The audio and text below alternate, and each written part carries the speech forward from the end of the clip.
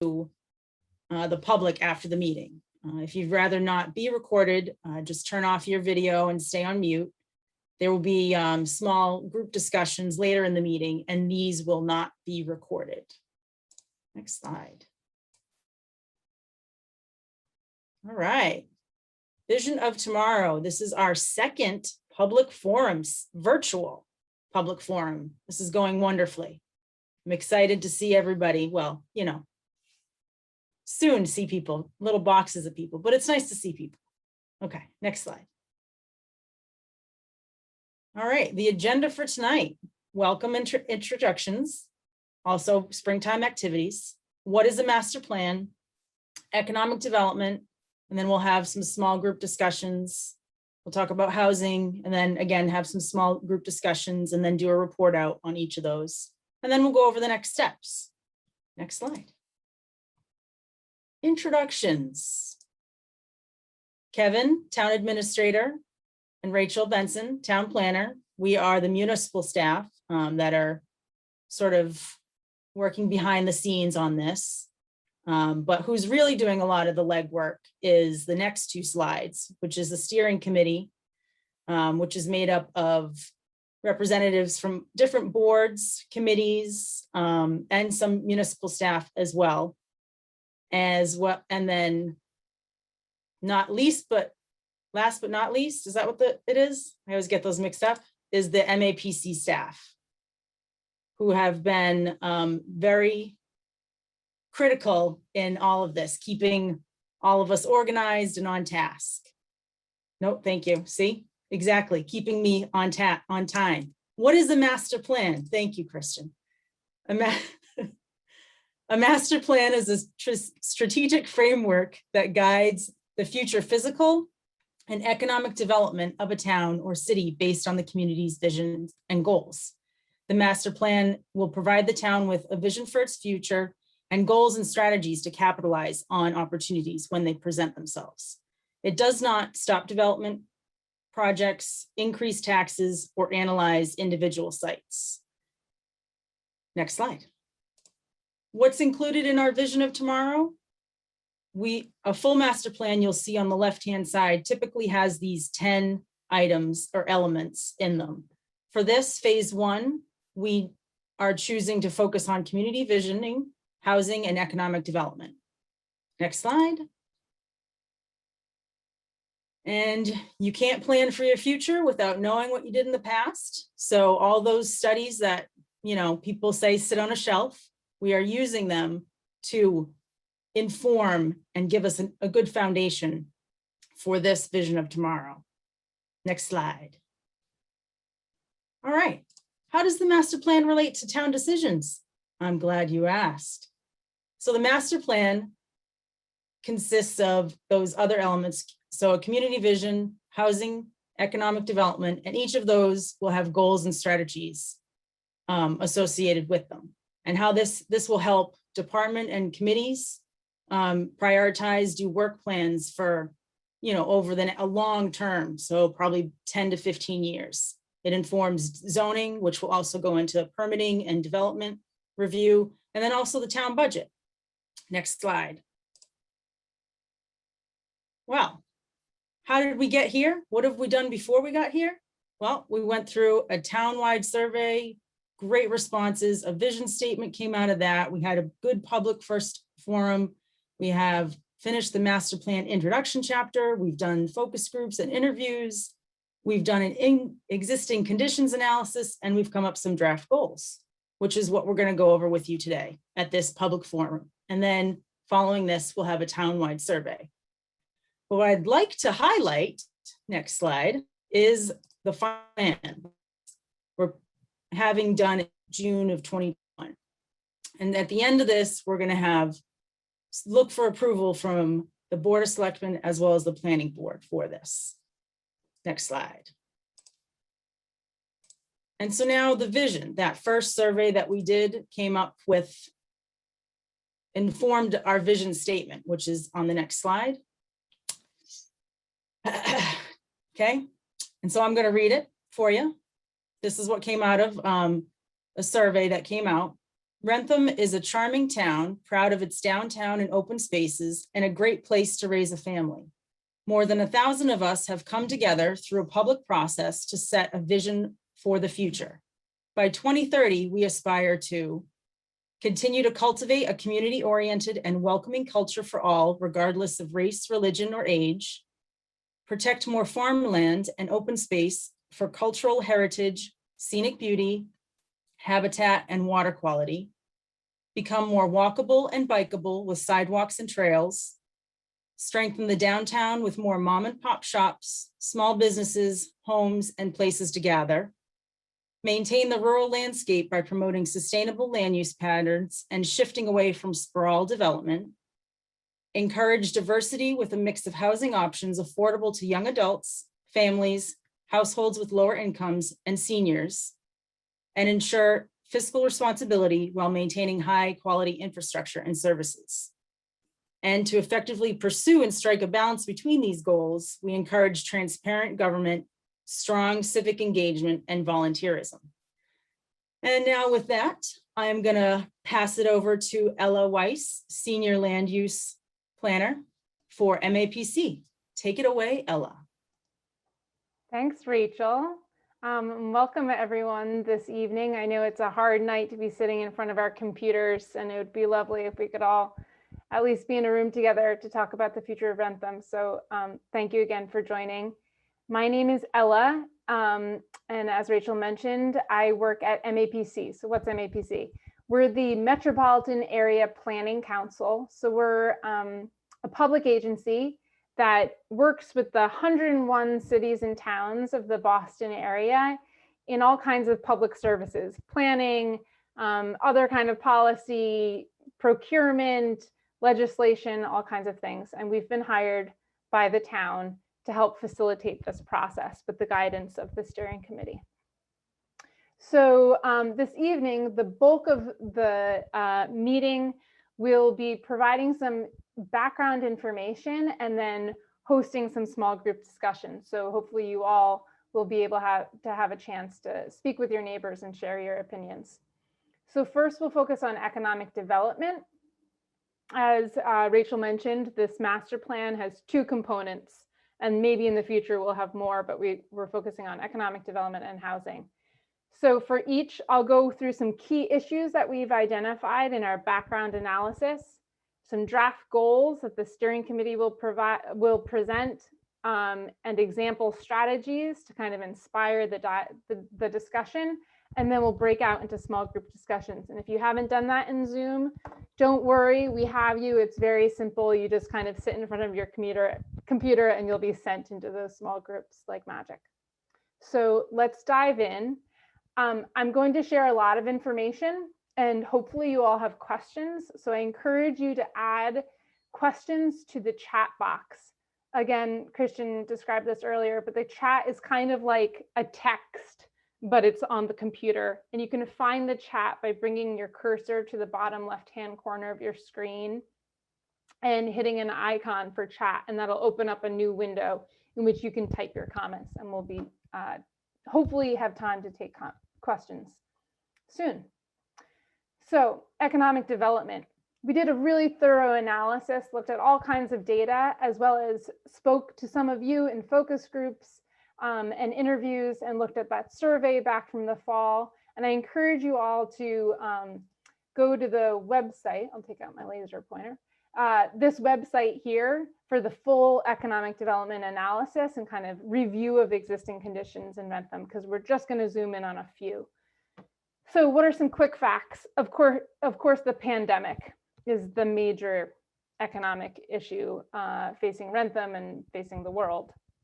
Back in September, 10%, so 1 in 10 people in Wrentham were unemployed.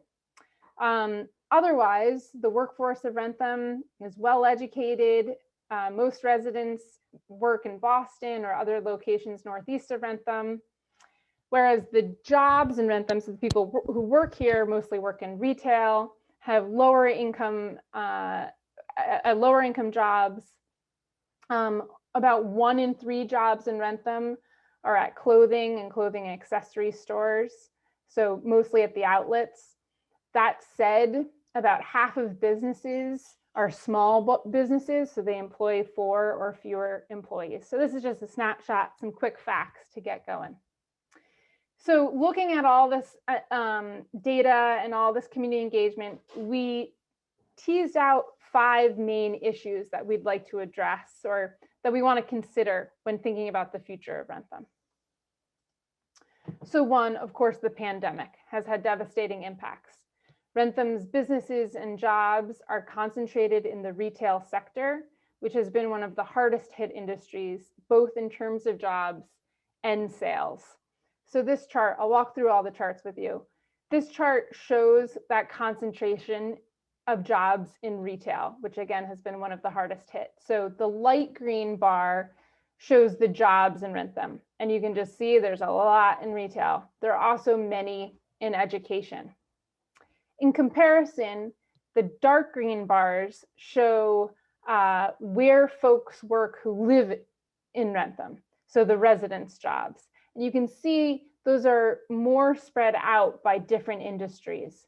So a lot of residents work in manufacturing, professional, scientific, and technical services, healthcare, so often higher income jobs. So those are kind of diversified across industries, whereas the jobs in Wrentham are really concentrated in retail.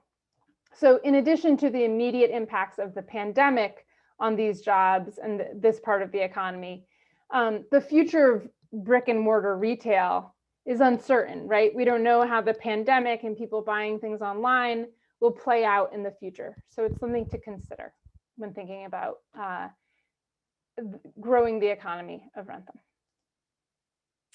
Another theme that we found was that there are a lot of jobs in Wrentham. There are actually more jobs than workers, yet there's a mismatch between the workforce and jobs. So this map shows that a lot of people, almost 6,000 people, leave Wrentham every day and go somewhere else to work. Only 500 people live here and work here. And then even more folks, 6,500 people, come into Wrentham every day to work. So what does this mean? What are the implications? It means that a lot of people have really long commutes. A lot of residents have really long commutes. So 50% of residents spend more than an hour commuting, and 1 in 5 residents spend more than 2 hours commuting. That's pre-pandemic. It also means that this contributes to a lot of traffic. There's a lot of people having to drive far distances to get to their jobs. And it also makes you, raises the consideration of why aren't these people living in Wrentham? Can they not find housing that meets their needs? A third theme was the distinct kind of spatial areas of the economy of Wrentham. So this map shows land use, and the red is commercial areas. Yellow is residential. So there are 5 main commercial districts: downtown, Route 1, Wampum Corner, the outlets, the western portion of Route 140, and important businesses along the north too that we don't want to forget.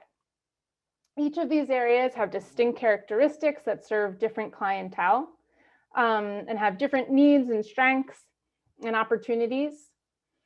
And even though there's a lot of land here in red, there's a lot of land being used for business. Really, when you look at the numbers, the businesses and jobs are concentrated at the outlets. So 40% of Wrentham's jobs are at the outlets.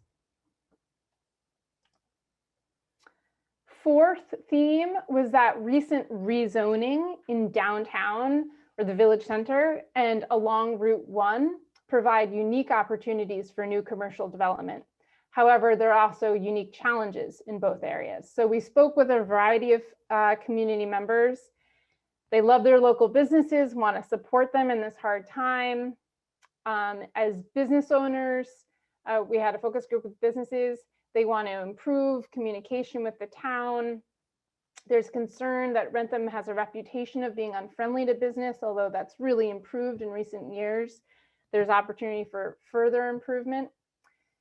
And then interesting feedback from the community about how their needs are being met. They like Trader Joe's, they like that Target is nearby.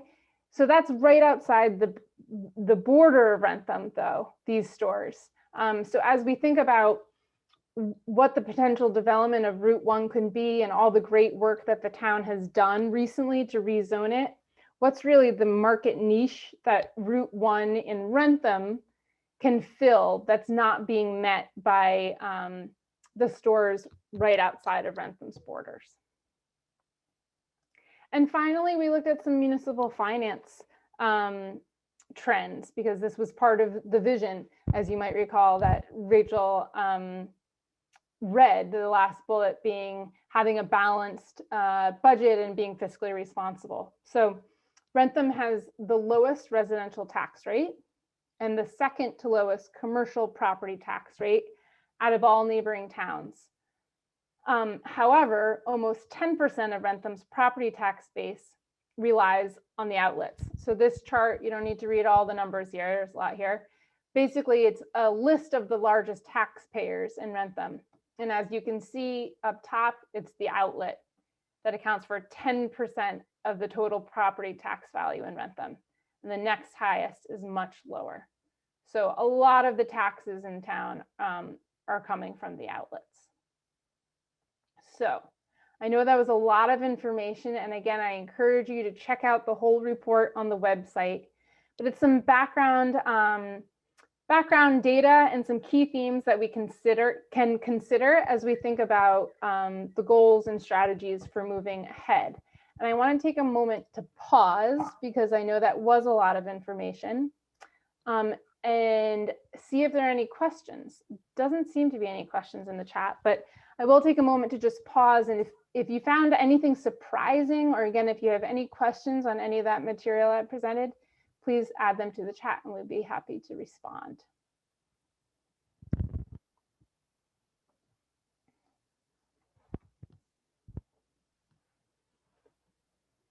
Great, thanks, Rachel. Yeah, there's the master plan project page where you can read more about all of these trends that we found.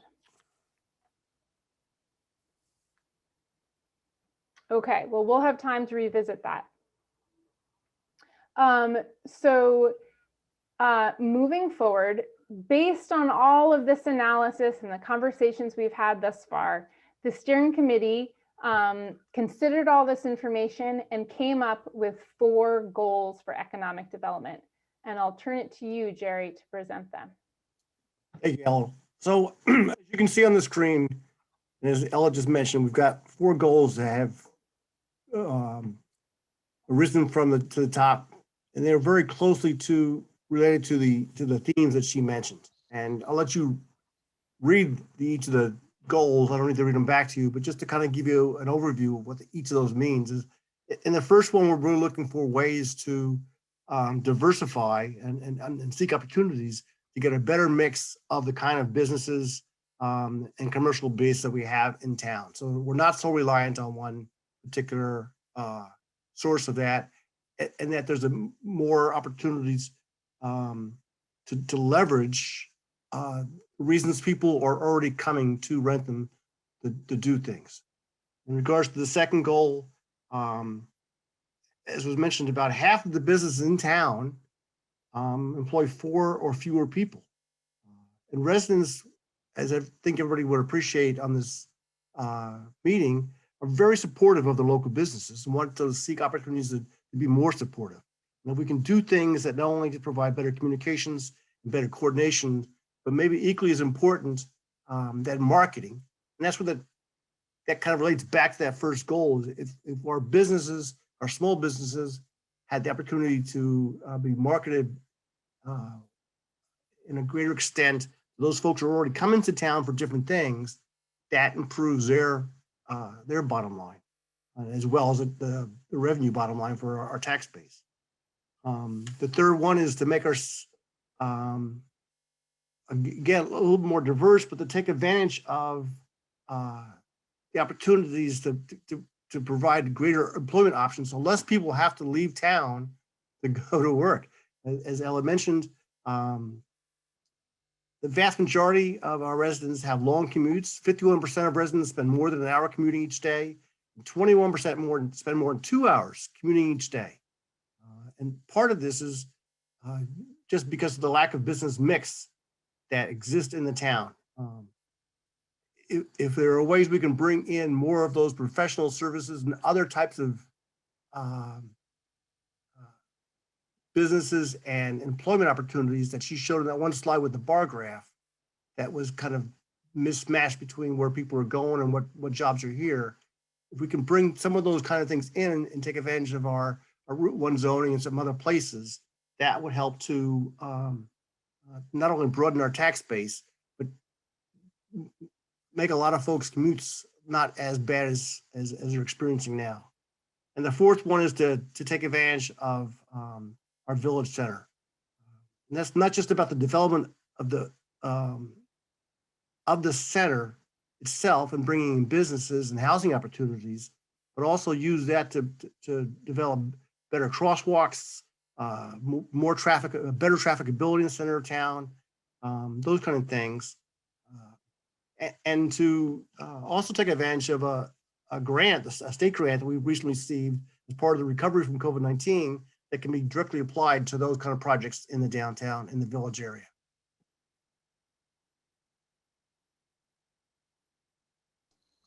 Great, thanks so much, Jerry.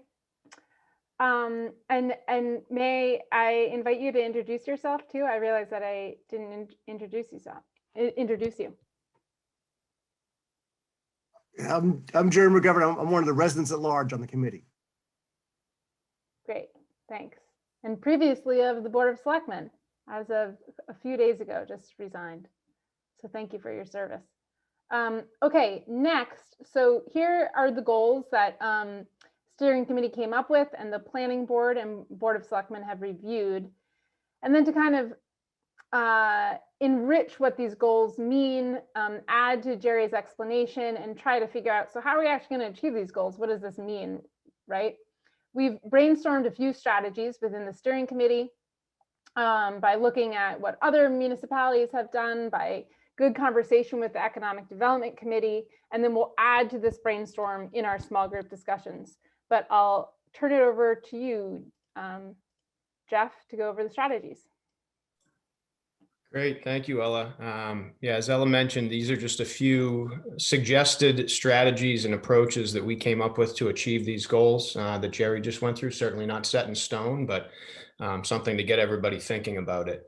I won't reread the goals, but you can see on the slide here, working off goal number 1, some of the thoughts that we had were creating a walking and biking trail on old railroad beds, which would be a destination for folks to come visit town from outside, support local farmers and strengthening agro-tourism, again, through farm stands, things along those lines, which again is just another way to draw people into Wrentham from other towns, and then installing wayfinding signage from the outlets and Rice Complex to the village center. Both of those, the outlets in Rice Complex are obviously big draws for out-of-towners. So while they're here, why not try to find ways to sort of direct them to other businesses in town?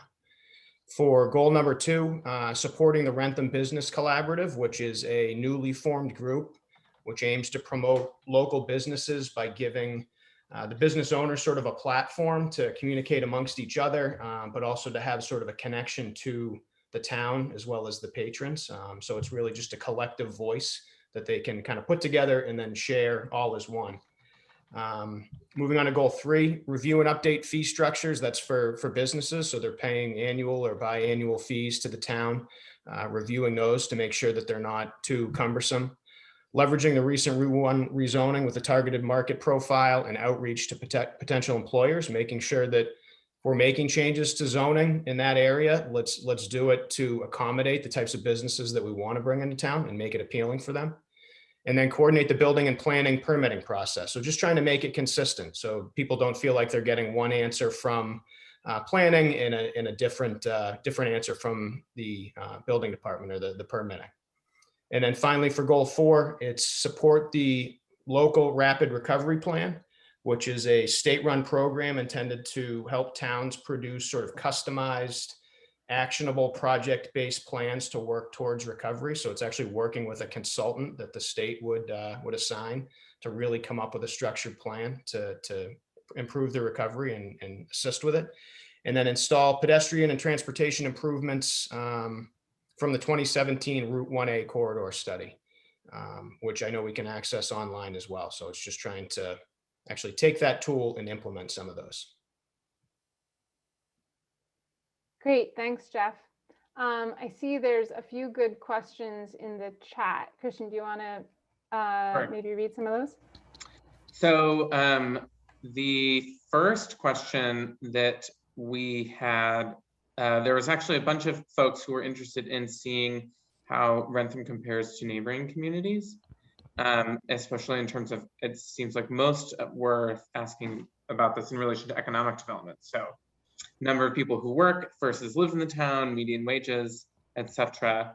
And I think, Ella, you mentioned that the economic development assessment on the website compares most of the data in the town to neighboring communities. So that seems like a place where people can go to get that information. Yeah, it's a great question. And, you know, we could look at charts all night, which I didn't want to do, but certainly would be happy to revisit that. And a lot of the challenges that Wrentham faces are not unique, that a lot of the neighboring towns having similar distance to Boston or similar demographics have similar issues and opportunities.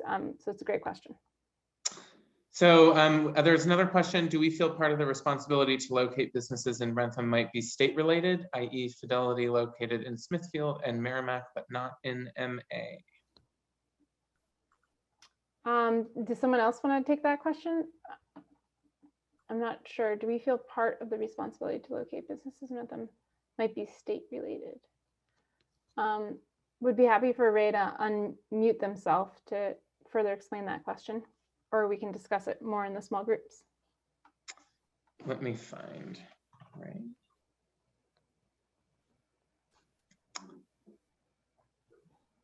Ray, you should be able to unmute yourself now. I just did, yeah.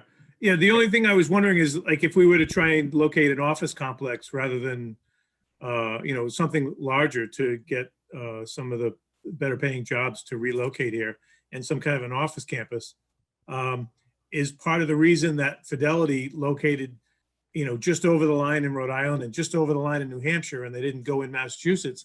Do we feel some of the effort might be state responsible, and maybe something that we could do on that level as well to,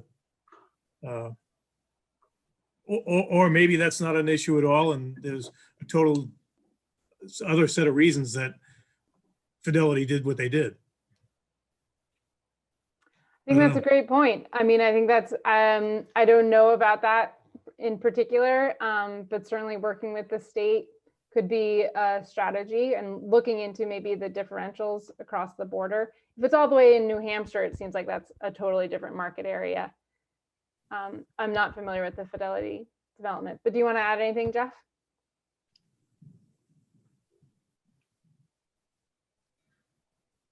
Sorry, were you asking me? Mm-hmm. No, Okay. I don't necessarily have anything. I don't know enough about it to know what the incentives were. I assume it does have something to do with doing business in Massachusetts as a whole compared to those other two states, but I don't know enough about it to comment. I apologize. Mm-hmm. Yeah. That's all right. Thank you. Mm-hmm. All right, so it seems like there were a few other questions, but we are, I think, coming up to the breakout room time.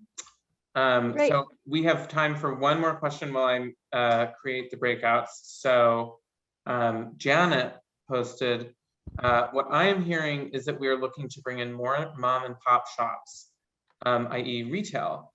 Of the approximately 6,000 folks leaving town to go to work, how many are retail workers? Do you know what the occupation breakdown is? Great, so that's a great question.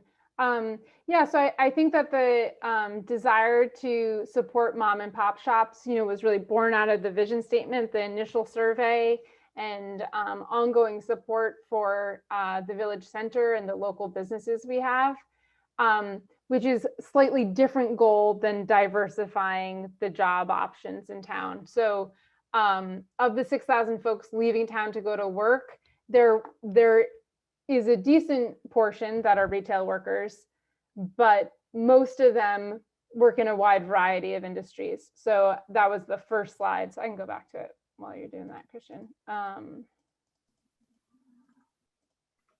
So the dark green is the 6,000 people leaving town. So they also work in professional, scientific, and technical services, finance, information, construction, accommodation, food services. So most of them don't work in retail. This light green is the jobs we already have here, which a lot are in retail, and most of those are at the outlets. That's the concentration of jobs. All right, so I do have the breakout rooms ready to go.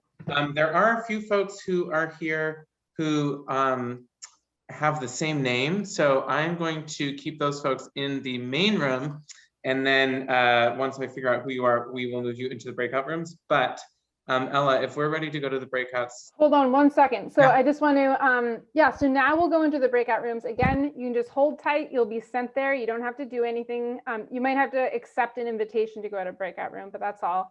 So the point of this is to be able to talk with each other and your neighbors, and there will be someone there to take notes and facilitate the discussion for you. And the question is, based on this huge amount of information we've presented, you know, if you have any specific questions, but really we're interested in your ideas. So what strategies would help Wrentham achieve its economic development goals that we've outlined? Considering the information we presented, your experience, your insight, your expertise about your town, what are some good strategies? And as a reminder, like all discussions, if you often talk a lot, maybe step back. If you are often shy, maybe this is a chance to make sure that you're heard. We all want to listen to each other, and we want to respect difference of opinion. So let's do a time check. So we'll have about 12-15 minutes in the breakout rooms, and then we'll come back, have a quick chance for report out through the chat, and then we'll focus on housing. So we're ready now, Christian. Thanks so much. All right, so I'm opening the rooms now, so you should all be getting sent to those shortly.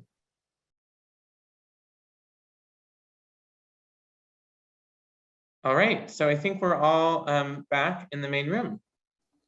Great, welcome back, everyone. I hope that discussion was helpful and you got to share your opinions. Again, if we don't have a lot of time tonight, we're trying to, you know, make the best use of your time. We will be sharing a survey immediately after this meeting that will be open for 2 weeks and presents the vision, the goals, some potential strategies, and has lots of questions. So everyone will definitely have an opportunity to share their feedback. And even if you're here tonight, we really encourage you to take the survey as well. So instead of a longer report out, I want to be sensitive to everyone's time. If you could take a minute to just jot down in the chat something that you found interesting that someone else shared, or kind of a main takeaway from your group discussion, that'd be great. But we had note takers in each small group, so we'll be sure to look back at the notes and read what everyone shared. But I invite you to add a key item, key takeaway in the chat. And then we'll move on to housing. So again, this is our second topic, economic development and housing. And we're going to do the same thing. So I'll go over some key issues that we found in our analysis. And then the steering committee will present goals, some potential strategies, and we'll have another discussion. Okay, so housing quick facts. Again, there's a similar report online, and I encourage you all to read it. Maybe Rachel, you can add the direct link to the housing report to the chat. But for some quick facts, just to get us going tonight, there's about 4,000 households. A third of them have children. There's less than 3 people per household. Pretty high median income of 113,000. Most of the housing is single family. 17% of homes in Wrentham are renters. About $500,000 is the median cost of buying a home. And I heard from Kevin that actually last year it was $800,000. There are 485 units on the subsidized housing inventory, so that means affordable housing, and a variety of good municipal tools to help address housing issues. So now again, I'm going to focus in on 5 main themes that we found both through our focus groups and community engagement, as well as our data analysis. 1, there's a mismatch between housing and jobs in Wrentham. So we kind of learned about this a little bit in the economic development, but the people who work here can't afford to live here, and people who live here have long commutes to distant jobs. Again, this isn't everyone, and everyone's story is important, but when you look on average, this is kind of what you find.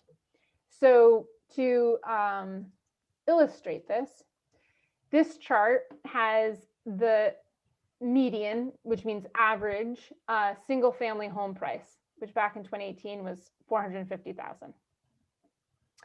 That's in red. And then the green bar shows what different people could afford based on some basic assumptions of housing costs. So the average or median resident can afford a $500,000 house. That might make sense. Actually, in some towns, that's not the case, that people there can't afford the average home. Anyways, the average resident is pretty high income, so they could.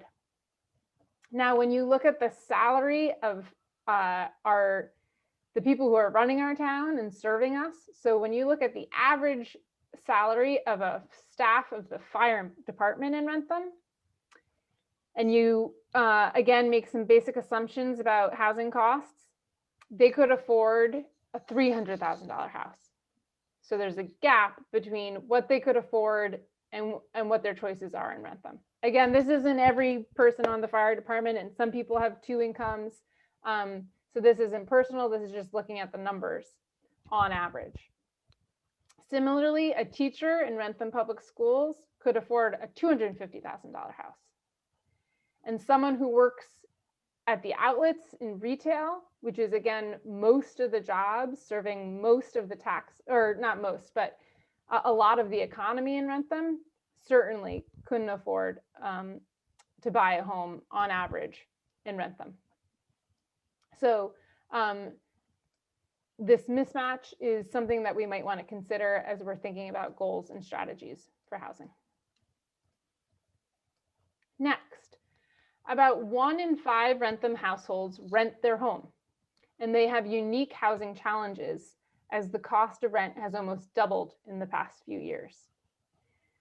So 2 in 10 homeowners are cost burdened, and that's just a term that means that they spend more than 30% of their income on housing. So that's a lot. But in comparison, about 6 in 10 renters in Wrentham are cost burdened. So this is a unique need that we will want to address and consider when thinking about housing. Third, there's a shortage of smaller homes, and residents are frustrated with development of McMansions. We saw this in the survey and focus groups. So there's an opportunity for Wrentham zoning to make it easier to build smaller, less costly housing. So I'm going to explain this further. So this chart shows the shortage in smaller homes. So it basically shows the number of households and the number of homes by size. So let's break that down. On the left, you'll see a lot of people in smaller households, so 1 or 2 people per household. And there are fewer homes that are small to match that. On the right, there are a lot of bigger homes and fewer bigger households or families than there used to be. Again, the average household size is less than 3 people in Wrentham. So what does this mismatch mean? It means that these smaller households, so that's young adults looking to move back to Wrentham, families wanting to buy their first home, 1-parent households, seniors looking to downsize, all of them must compete for these limited housing choices, which increases costs. And you might ask, and a lot of us have, why is this? Why doesn't the market just fix it and stop building these big homes and start building these smaller homes if there's a demand? And there's a few reasons, some of which we can influence and some that we can't influence. So some of the reasons are, we have a housing stock. They were built these houses were built decades ago, and you're stuck with them and you can't build quickly, and we don't want to build quickly.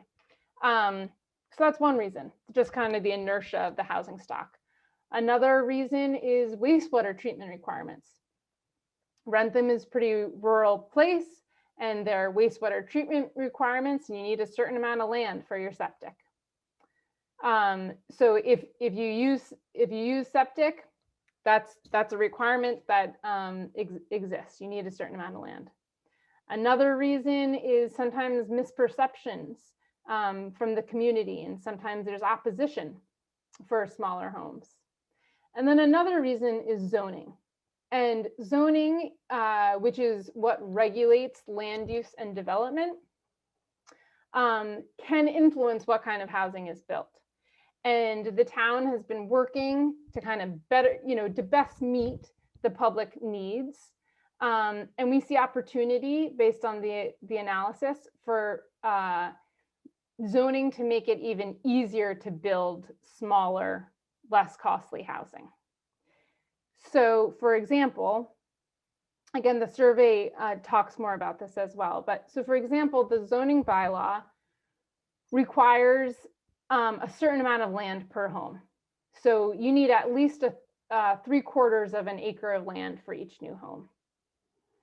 In some areas, much more, you need 2 acres per home. And that makes a lot of sense in a lot of places, right? Those requirements are certainly appropriate in some areas of town. But because the cost of land is really high in Wrentham and in the Boston area, when you have that kind of requirement, it adds to the cost of a home. It adds to the cost of a developer building a home, and then they pass on that cost to the home buyer. So many towns in the region are trying to deal with this and exploring options for how can they revisit their zoning to better encourage smaller homes that are less costly. Okay, next key theme was, while Wrentham's median income is relatively high, Wrentham's middle class is shrinking. And surprisingly, there's a large portion of low-income residents. Almost 30% of households in Wrentham qualify for affordable housing based on income. In other words, for every 1 affordable housing unit, there are 2.5 eligible households in Wrentham. And finally, recent downtown rezoning, some of y'all have spoken about that tonight in the small groups, provides opportunity for new housing, but no new development has been proposed. Although I hear last night there was some interest at the planning board. So that was a lot of information, and I'd be happy to pause there. Please add what surprised you, and I'm happy to open up for questions.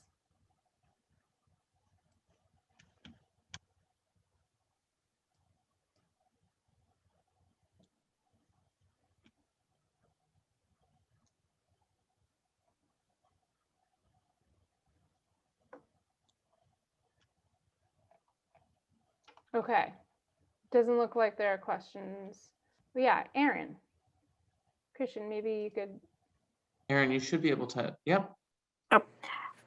Did you break down the housing stock based on like multifamily apartment complexes versus senior housing complexes versus, duplex 2-family, like, or single family rental, or did you just lump it into one?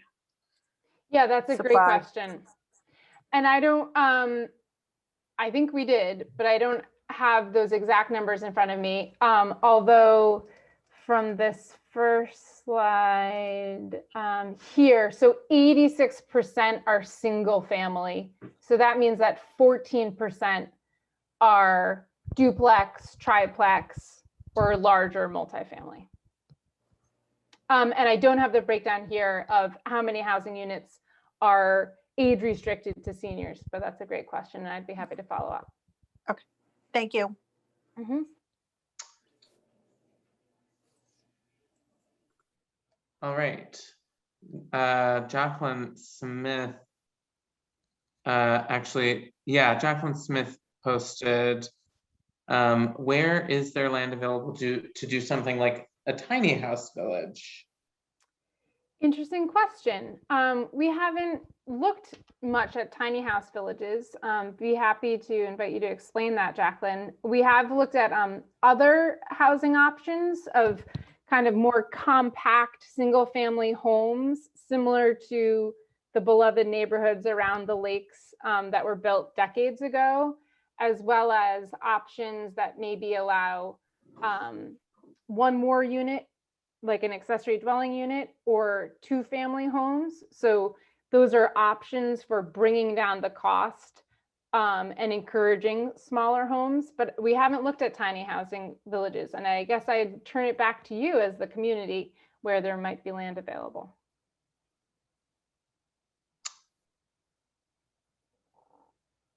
All right, so there was one other post. I think this maybe is a summary from the previous breakouts though. Okay, great. So So with that, based on all of that information and the community engagement and the survey, the steering committee came up with a few housing goals, and I'll turn it over to planning board member Steve. Yes, yeah. Well, one of the things we wanted to do is encourage smaller and less expensive housing to serve a wider community, in particular seniors, town employees, and first-time home buyers. Keep some of the kids that graduate from college and come back and work here and live here. And leverage some of the rezoning to guide our development in the village center. And as was mentioned, there was a presentation made at last night's planning board on a potential look into some of that in the downtown area. But it's important to us to also maintain open space and discourage development of the forests and the fields of our community to keep the rural vibe about it and have great places for me to walk my dog, for example, which one of the things I really enjoy about this town. I was a scoutmaster for 6 years here, and we did a lot of our camping in town because we could do that. The state forest is a pretty nice place to go camping even. And also promote the deed restricted affordable housing to allow the other 2.4 people who are currently in the right financial category, but not able to find affordable housing in town. And we actually meet or exceed the guidance from the state on this area because we have over 10% of our housing is affordable, but we have more than that for a customer base. So it's something we should consider addressing. Okay. Perfect, thank you. Okay, and so based on those goals, we've done some initial brainstorming of strategies, again, from the steering committee, from staff, and looking at other municipalities. And I'll again invite Jeff to share some of that brainstorm.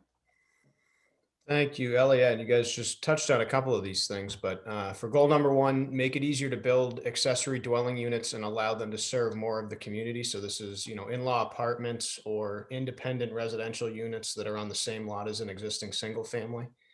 And you can possibly do these by amending ordinances and zoning to allow for those types of structures. Goal number 2, identify barriers to private investment in village center. If identified as a barrier, support private-public partnership to install sewer, which I know is a hot button issue, but I think everybody recognizes is something that needs to be considered if we want to have a legitimate development in Village Center. Amend Village Center zoning to comply with state requirements for higher density housing. This is fun, and this is something that Ella explained to me. I don't claim to know this myself, but funding incentives to adopt zoning that allows for multifamily housing. It's primarily geared towards towns that have MBTA stops and trying to get higher density housing in close proximity to those MBTA stops. But there's a thought that the Village Center of Wrentham may qualify, so may have access to some of those funds if we're willing to allow for that higher density development. Goal number 3, make it easier to build subdivisions that protect open space, AKA open space preservation development, which allows for building on smaller lots to promote more open space. This is sort of what Ella was alluding to earlier, that instead of requiring an acre lot, so you have 5 houses that are built on 5 1-acre parcels, you could have 5 houses built on half-acre parcels, which then leaves 2.5 acres of open space behind. So those are just considerations and some tools that you can use to promote open space and a bit more density. Then goal number 4, require a portion of the units in certain developments to be reserved as affordable housing, i.e. inclusionary zoning. That's pretty straightforward. And direct Community Preservation Act funds to support affordable housing. So I don't claim to know much about the Community Preservation Act funds, but you must be able to use them for various uses, but you can also select to use them for affordable housing. Great, thank you. And so all of, or most of these strategies, we ask about and provide some background information on in the survey. So if you have, again, I encourage you all to take the survey and provide your feedback there. So want to be sensitive to everyone's time. So I think we'll go straight into discussion groups again.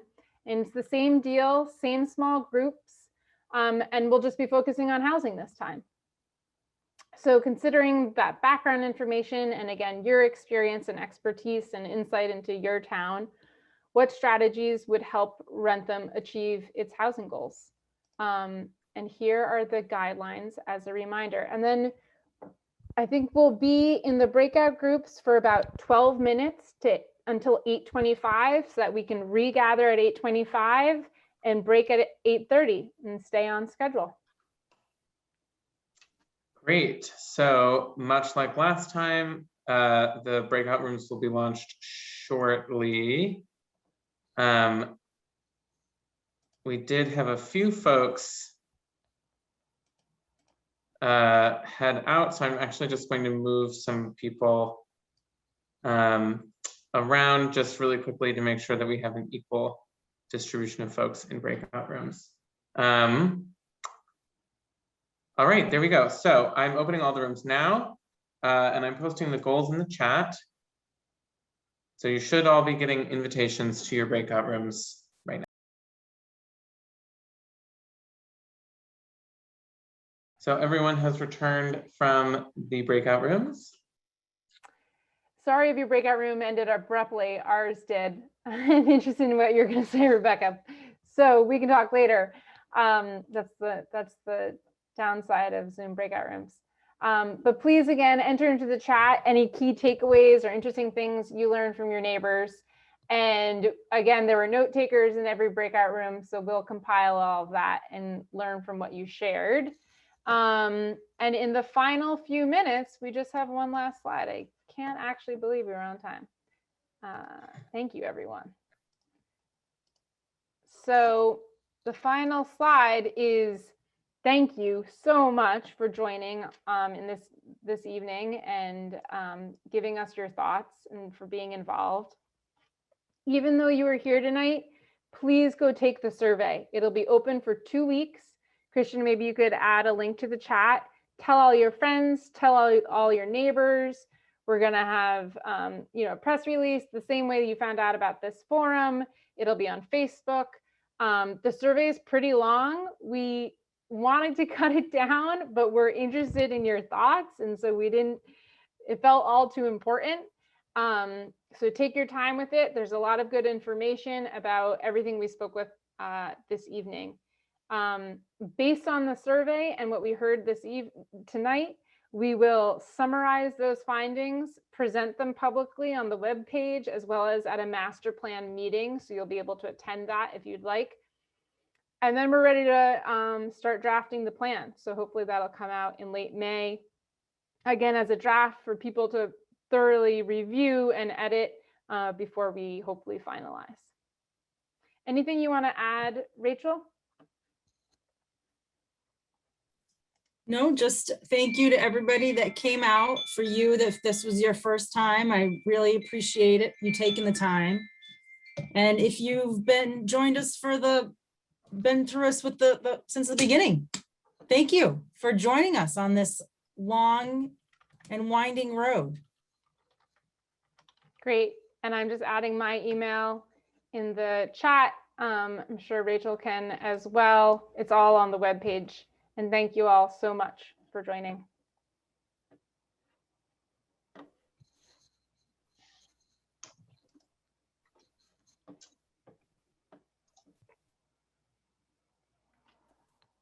Thanks, everyone. Have a good night.